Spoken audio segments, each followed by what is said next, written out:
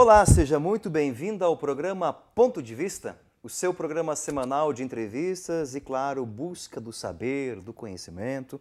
O programa onde cada ponto de vista é a vista de um ponto. Estamos aí às vésperas da Copa do Mundo 2014. Os ingressos já estão à venda e, por sinal, bateram recordes de venda para possibilitar que nós possamos ver o jogo da Copa do Mundo aqui em terras brasileiras. Para conversar um pouquinho com a gente sobre Copa do Mundo no Brasil, nós temos hoje um historiador e um esportista. Temos as boas-vindas ao professor Eiji Tanaka, que é mestre em História da Educação e professor da Unipar, e também o Fernando Malafaia, que é técnico do Moarama Futsal, graduado e pós-graduado em Educação Física e também graduado em Matemática. Sim. Sejam bem-vindos a este momento de trocarmos algumas ideias sobre a Copa do Mundo no Brasil e bem-vindo você também ao programa Ponto de Vista. Professor Eiji, o senhor que é formado em História e tem uma visão abrangente de todos os processos de relação social, como é que você vê a Copa do Mundo no Brasil? Que legado que isso pode trazer para a nossa nação? Olha, eu acredito que várias coisas positivas, né, deverão acontecer como legado dessa Copa, né, principalmente nos principais centros urbanos como São Paulo, Rio de Janeiro, né, principalmente no que se refere não só às obras propriamente ditas, mas a mudança da própria paisagem da cidade, né? A questão da acessibilidade, da mobilidade urbana. Imaginamos que estão trabalhando nesse sentido, né? No sentido de receber os visitantes e possibilitar que esses visitantes consigam, né, se deslocar na cidade com tranquilidade. Né? Esse talvez seja um dos principais legados para a população em geral. Né? E é claro que nos outros centros, e né, nos grandes centros em especial, a questão dos estádios mais modernos, né, professor, que acho que o país precisava disso, né, o país precisava dessa modernização, dessa reconstrução dos nossos estádios que, pelo menos nos maiores centros, né, vão continuar sendo importantes para o futebol. Né? Agora, e não só para o futebol, né, porque muitos estádios, arenas, como são chamados agora, né, se prevê o uso do estádio não só para competições esportivas, né, mas para outros grandes eventos como shows artísticos, etc. Né? Talvez isso acabe se tornando uma coisa positiva para o país. Né?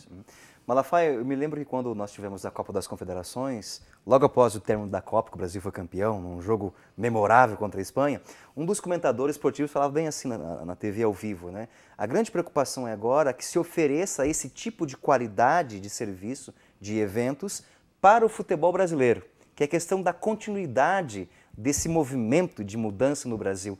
Como é que você vê a questão do pós-Copa? Você acha que a gente vai conseguir planejar muita coisa e oferecer um evento ou eventos padrão FIFA para o futebol brasileiro? Olha, primeiro eu queria compactuar com a análise do professor. E essa tem sido a estratégia dos países que são sede de megas eventos. A troca nós temos uma melhora na condição urbana, através de investimento em transporte, investimento em vias, investimentos em sinalização e etc, etc. Essa tem sido a troca, junto à geração de novos empregos.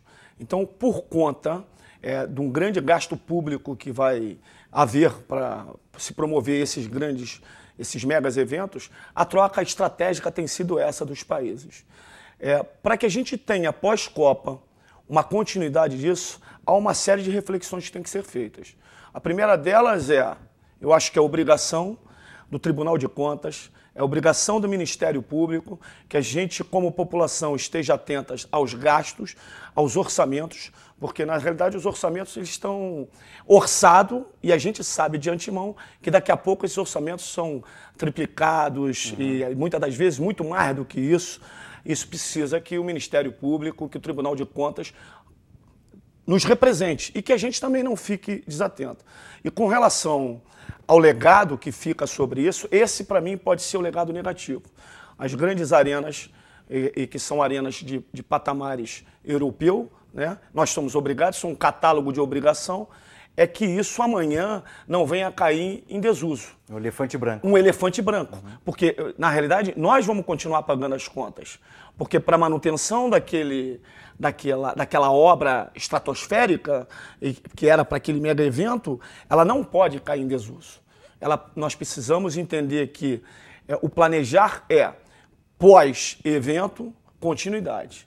E eu vejo como continuidade você estar atento ao esporte como promoção de saúde, ao esporte como detectar novos talentos.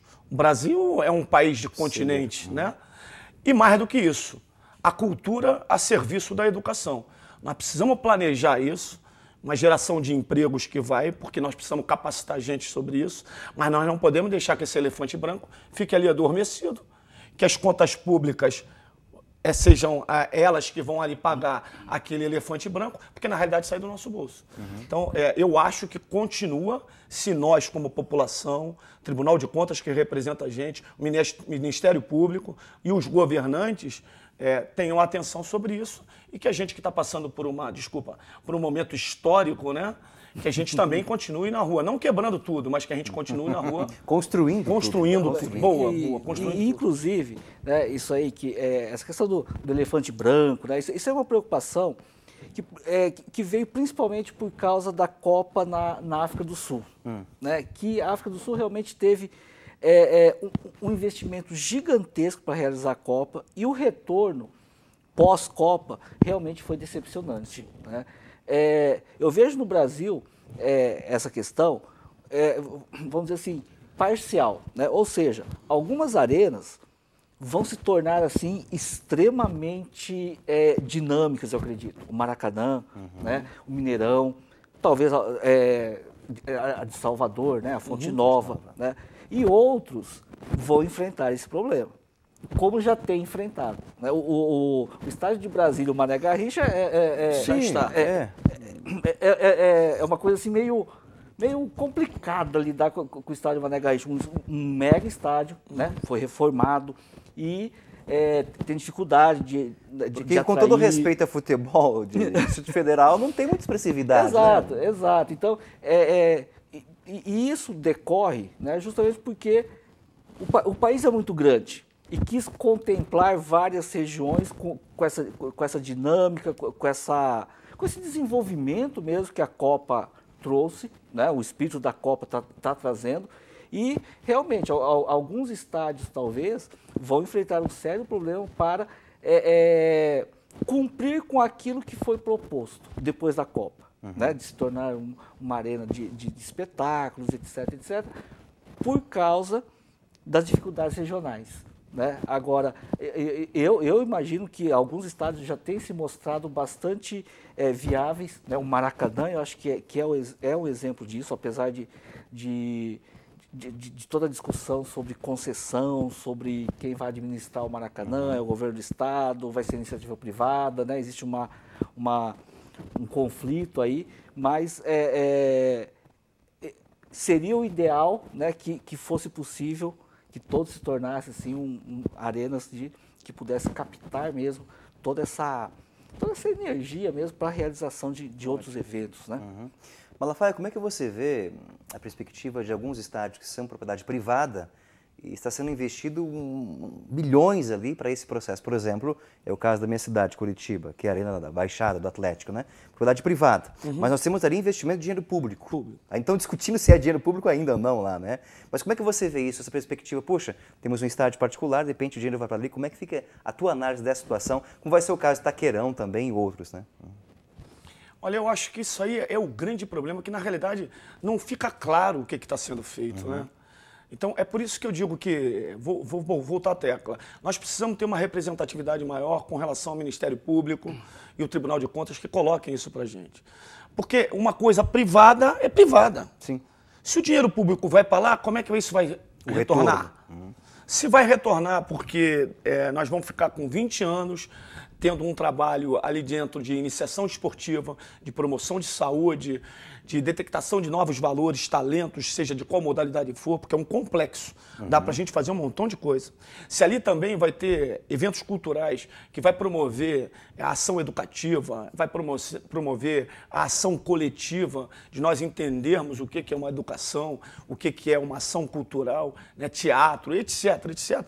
Ok, mas o problema é que depois do evento fica à mercê do setor privado, eles vão fazendo aquilo que dá retorno financeiro e o dinheiro público. E esse, para mim, é o legado negativo que ocorre não só no Brasil, em vários estados. Nós citamos aqui um exemplo negativo, o professor citou a África do Sul, mas nós temos um exemplo positivo também, que é a Alemanha.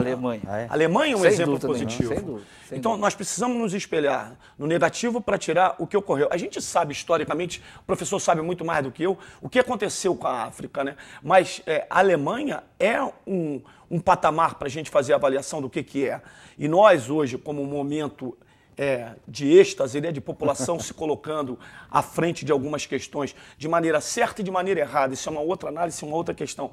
Mas nós precisamos estar atentos a isso aí e pegar o que a Alemanha fez. Como é que foi o processo pós-Alemanha da Copa do Mundo? O que os alemães fizeram que é referência? O legado positivo da detectação de novos talentos. A Alemanha, no futebol especificamente, ela fez um investimento em cima de massificar as categorias de base. E se utilizou muito essas arenas e os complexos, ao entorno. Todo modelo de arena veio da Alemanha. Tornou-se referência, então. Tornou-se referência. A construção de estádio, a qualidade, o multiuso. Isso. Né? Agora, com a diferença fundamental, sendo nenhuma, e talvez até comparar Brasil com a Alemanha é meio complicado, né? Mas, assim, na Alemanha, é a iniciativa privada que investiu nessas arenas. Né? É a Allianz Arena, né? que é o grande marco do estádio do Bayern. Né? A Allianz é uma seguradora, uma das mega seguradoras do mundo, né? Que patrocinou isso daí. Então, realmente, a Alemanha... A Alemanha é sempre uma exceção nas coisas, né? Sempre tem um legado positivo, sempre tem uma eficiência muito grande. Os gastos não foram grandes, né, na Alemanha para a Copa, em função, talvez até por essa questão assim, da presença maciça mesmo da iniciativa privada. Né? Isso realmente é uma coisa positiva mesmo que temos que lembrar e que teríamos, né? Porque já não temos mais tempo de querer seguir, né? Mas teríamos que ter seguido, talvez... Mas nunca é tarde, com certeza, com certeza. O pós agora deve ser pensado. Mas a Olimpíada já está indo no mesmo caminho, né? Quer dizer, talvez na Copa de 2048, 2050, né? Mas realmente o modelo alemão foi realmente um exemplar mesmo. Né? Me dá a impressão que esses grandes eventos que vieram, o caso da Jornada Mundial, que virão, que é a Copa e as Olimpíadas, evidenciam uma situação brasileira muito complexa, que é o improviso, que é a falta de planejamento. Sem dúvida. Vocês têm em mente isso também, não? Eu acho que parte. Por exemplo, eu queria voltar quando nós iniciamos. Eu vou falar especificamente do Rio de Janeiro, porque o Rio de Janeiro vai dar a gente a noção, que eu tenho absoluta certeza que vai acontecer em Curitiba, enfim, em São Paulo, em Belo Horizonte. O Rio de Janeiro está passando por um momento de transformação. Ela já começou a transformação dela lá atrás, por imposição da Copa do Mundo, com a pacificação e uma série de outras situações. Bom, e lá agora, o legado positivo para a população vai ser muito legal. Porque nós temos um Rio de Janeiro hoje muito mais saudável no que tange a qualidade de vida. Nós vamos ter, além disso, um Rio de Janeiro com vias mais tranquilas, porque o Rio de Janeiro é pequeno, com um número enorme, que é o transtorno de todas as grandes metrópoles, né, de carros, mas a gente está lá, as obras têm acontecido em favorecimento do Rio de Janeiro e vai favorecer a população carioca e o turista. Então, assim, em parte eu vejo isso. Eu vejo que tem esta parte e tem a outra parte, que, mais uma vez, eu não sou pessimista e tenho certeza que vocês também não são pessimistas. Eu acho que a gente precisa estar atento. Nós estamos comungando aqui de opiniões, né? Nós temos que estar atento aos governantes, aqueles que na realidade, liberam as verbas, a gente tem que estar preocupado com isso, a gente tem que estar cobrando a isso, para que isso seja uma coisa saudável, porque já vai ser uma coisa saudável, parte, mas é pequeno em volume comparado com o que nós vamos gastar. Já estamos gastando mais do que o necessário. Aí é o outro tipo de embate, né? Mas se fica um legado bacana já para a cidade, já para a população, e se fica posterior também um legado, ótimo. Vamos analisar se o investimento foi um investimento em que houve um orçamento enorme, que não haveria, e aí vamos correr atrás. Mas você faz esse orçamento todo e absolutamente não fica nada, aí não. Exatamente. A questão é que nós temos que ter um olho no campo e o outro olho nos investimentos, Perfeito, né? Perfeito. Malafaia, você que é esportista, técnico de futsal, está aqui em Moarama brilhantando a nossa região com o futsal, como é que você consegue analisar a Copa das Confederações? A ideia das Confederações é uma espécie de treino, né, para o grande evento Copa do Mundo. Qual a tua análise sobre a Copa das Confederações que nós tivemos no Brasil? Bom, sobre a esfera esporte, eu acho que é exatamente isso. Para aquele país que vai sediar a Copa do Mundo, já começa um balão de ensaio de dois focos. O primeiro da estrutura e o segundo pela própria seleção. Então, pela esfera esportiva, para o Brasil foi muito bom, porque nós trocamos de treinador. Você acha que foi bom trocar treinador? Não, eu não avalio isso. Eu acho que a gente trocou de treinador e ele teve, um ano antes da Copa do Mundo, uma mini Copa do Mundo. Exatamente. E para ele foi muito interessante. Ele começa a organizar dentro do seu conceito de trabalho e já com uma vitória, a melhor coisa que tem é quando a gente vence, né? E vencer sobre a Espanha foi melhor ainda, né? Foi ótimo, foi ótimo. Sobre a estrutura, evidentemente as pessoas que estão sobre a frente, elas sabem quais são os deveres a serem cumpridos e principalmente aprimorar aquelas coisas que precisam ser aprimoradas e corrigir algumas. Evidentemente que há várias correções a serem feitas, principalmente no que tange a entrada do público no estádio. Você acha que essa foi a maior dificuldade? Essa foi a maior dificuldade. Essa foi. E eu estou com medo na Copa do Mundo. Eu estou com medo na Copa do Mundo. Agora mesmo, você citou com relação à venda de ingressos, um absurdo, né? Bom para o Brasil, bom para, né? Porque não é só... Então, assim, vamos ver como é que vai ser a estratégia montada para que a gente adentre ao estádio de uma maneira mais tranquila, porque tudo é novidade para a gente, né? Passar por aquele detector e aquilo demanda tempo. Não para lá na Europa, que já está habituada, mas aqui demanda tempo. Então, nós precisamos melhorar esse aspecto. Isso é sempre... Uma coisa que não faz parte dos nossos costumes, né, é lugares marcados nos estádios, né? Isso aí não foi tão confuso. Isso que eu ia falar. Né, mas surpreendentemente. Eu acho que traz uma nova cultura de repente, né? Esperamos. Isso é um legado. Exatamente. Perfeito. Educacional. Perfeito. Exato, que as pessoas respeitem isso daí, né? O lugar pré-determinado, né, no estádio. Então, a Copa das Confederações que serviu um pouco assim para mostrar essa questão da segurança, né, essa questão de ter paciência, às vezes, os organizadores montarem uma logística para venda de ingressos, para acesso ao estádio, né, que em alguns momentos talvez não estivessem totalmente prontos esses acessos, né, e internamente o comportamento mesmo do torcedor, né? O comportamento diante de um jogo e com os outros presentes também, né? Então, eu acho que isso é uma coisa interessante. Eu, particularmente, com relação à Copa das Confederações, eu vi um saldo muito positivo, porque eu acho que a gente há de lembrar que no início da Copa das Confederações foi o momento que a população estava entrando em erupção, né? O vulcão estava entrando em erupção. E houve uma organização bacana. E nós, quando eu digo nós, é população, quando eu digo nós, é a própria polícia, não estamos habituados a esse tipo de conduta, ter uma conduta, porque nós não estamos passando por isso. E no momento de um mega evento, acontecer aquilo ali, eu acho que o saldo foi positivo. Eu acho que o saldo foi muito mais positivo do que negativo. E que afetou um pouquinho, que foi a questão talvez que os organizadores esperavam mais turistas estrangeiros, Vindas, principalmente, né? E que acabou, de repente, talvez influenciando um pouco, né, a quantidade de pessoas que realmente viriam para os jogos, né? Mas, tirando isso, realmente Mas historicamente, Copa das Confederações, ela não tem um apelo, fluxo, não tem, é mais do pessoal do próprio, a então, população interna mesmo. E esperava-se mais pessoas se deslocando, de Sim. repente, né? E, E essa tem que ser a preocupação Exato. para a Copa do Mundo. Com relação aos preços dos ingressos que foram colocados à venda, vocês acham que está um preço, digamos assim, acessível à população? Como é que vocês fazem essa análise? Porque lá tem valores de 60 a 2 mil reais o ingresso, né? Como é que vocês fazem essa análise? É possível comparar isso ou não? Eu estou por fora de quanto é o ingresso de futebol, faz tempo que eu não vou também. O que a gente pode ver, eu acho que a Copa do Mundo vai ser uma coisa diferente, né? Mas o que a gente vê no futebol brasileiro, né, principalmente no campeonato nacional, campeonato brasileiro, muitos jogos, os estádios vazios.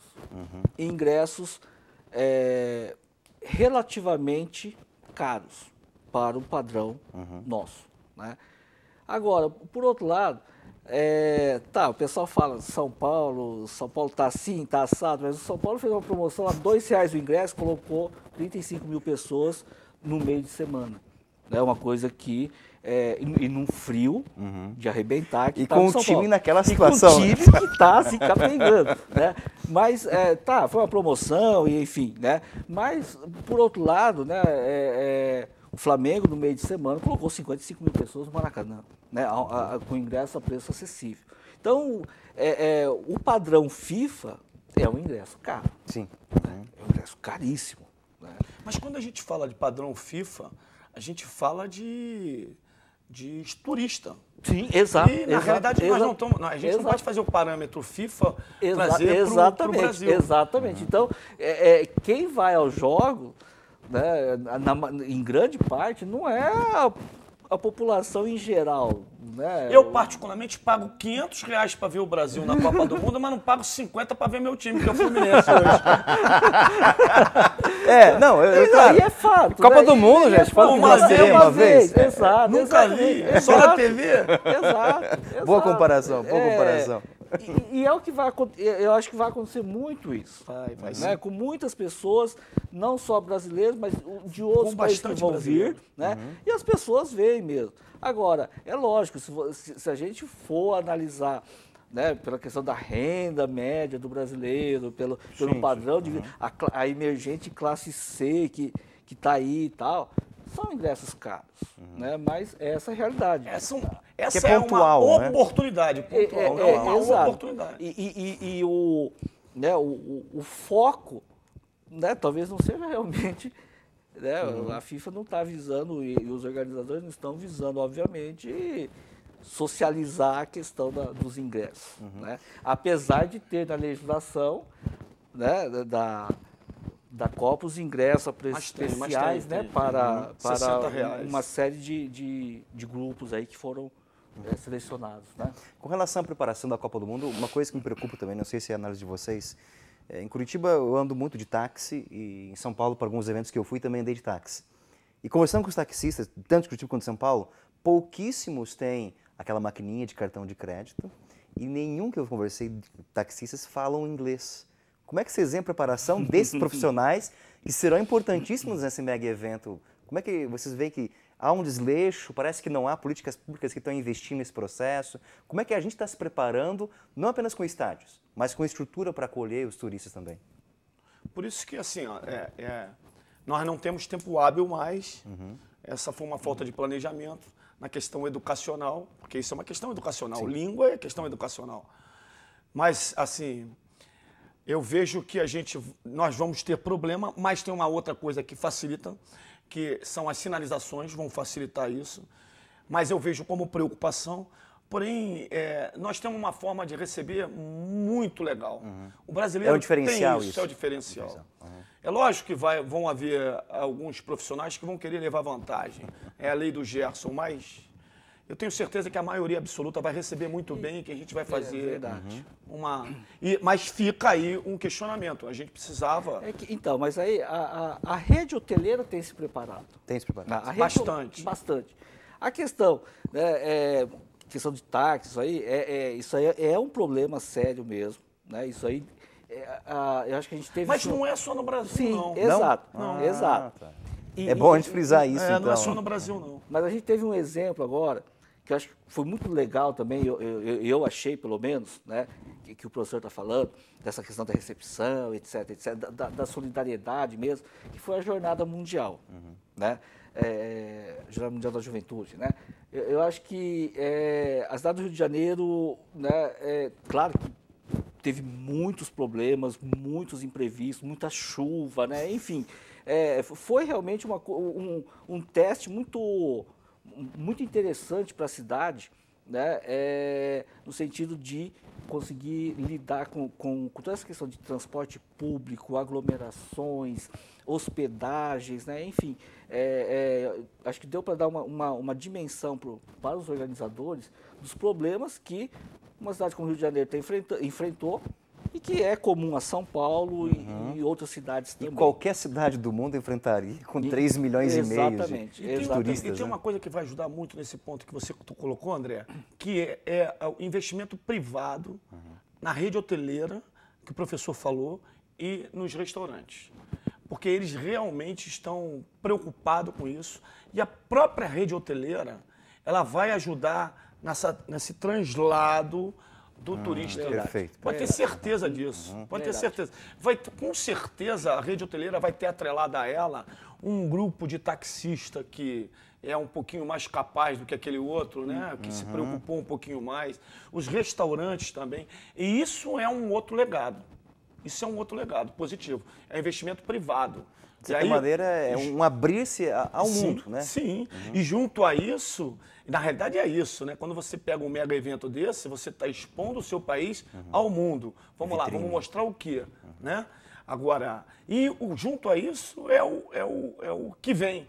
O turista vem e gasta. Então, é o retorno do investimento. Então, eu acho que essa é uma parte que a gente fica preocupado. A gente sabe que o brasileiro recebe bem e que tem uns investimentos privados que vão favorecer também essa chegada dos turistas e que cheguem bastante. Eu gostei da conversa, infelizmente o tempo está acabando, né? Estamos lá, como diz na linguagem esportiva, no apagar das luzes, né? Mas acima de tudo, pelo fato de vocês apresentarem para a gente uma visão otimista do evento. Temos problemas, né? Como acho que todo o país preparou, teve problema também, mas há uma visão otimista. E talvez a grande preocupação nossa vai ser com a seleção mesmo. Aí é um problema sério, né? Mas muito obrigado pela presença de vocês, gente. Fiquei muito contente pelo bate-bola nossa aqui. Pô, e eu estou sempre contigo, porque eu cheguei em Umuarama, vi o seu programa pela primeira vez. Adorei, André. Você está de parabéns, é um belíssimo de um programa. E é um serviço prestado à população de Umuarama. Pode ter certeza disso. Lisonjeado. Obrigado. Muito obrigado. E obrigado, professor Eide, que sempre está conosco aqui, contribuindo com a sua análise política, histórica também. Obrigado pela presença. E obrigado a você pela audiência. Até o próximo programa. Um forte abraço. Tchau, tchau.